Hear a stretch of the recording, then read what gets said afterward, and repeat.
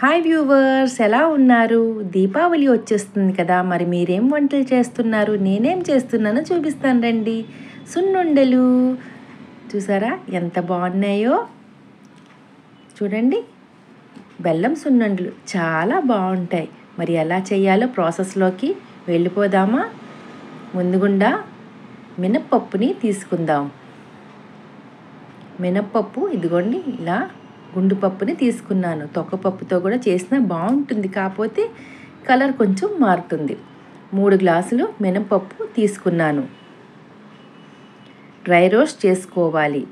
ఓపిక్గా ఒక 20 నుంచి 25 నిమిషాల వరకు ఫ్రై చేసుకోవాలి. హై ఫ్లేమ్లో ఫ్రై చేసేస్తే లోపల అనేది పచ్చిగా ఉంటుంది, టేస్ట్ అనేది బాగోదు. సో ఇలా ఓపిక్గా 25 మినిట్స్ వరకు ఫ్రై చేసుకుంటే ఇలా వచ్చింది. ఇప్పుడు ఒక ప్లేట్లో వేసుకున్నానా. ఇప్పుడు 3 గ్లాసులు మినపప్పుకి 1 గ్లాసు రైస్ వేసుకోవాలి.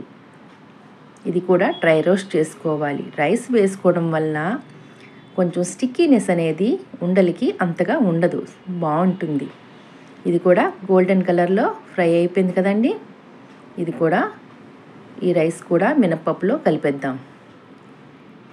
ఒకసారి అంతా మిక్స్ చేసేసుకుందామా.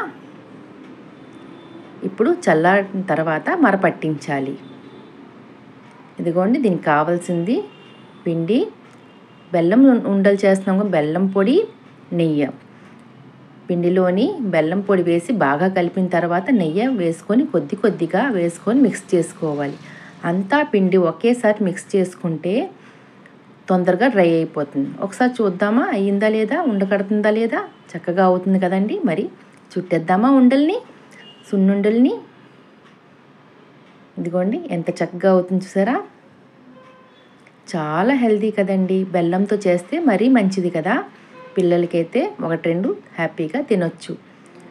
చూసారా ఎంత బాగున్నాయి కదా బెల్లం సున్నుండలు. పంచదార అయితే అంత మంచిది కాదు కాబట్టి నేను బెల్లంతో ప్రిపేర్ చేశాను ఈ దీపావళికి నేను చేసిన పిండి వంటలు.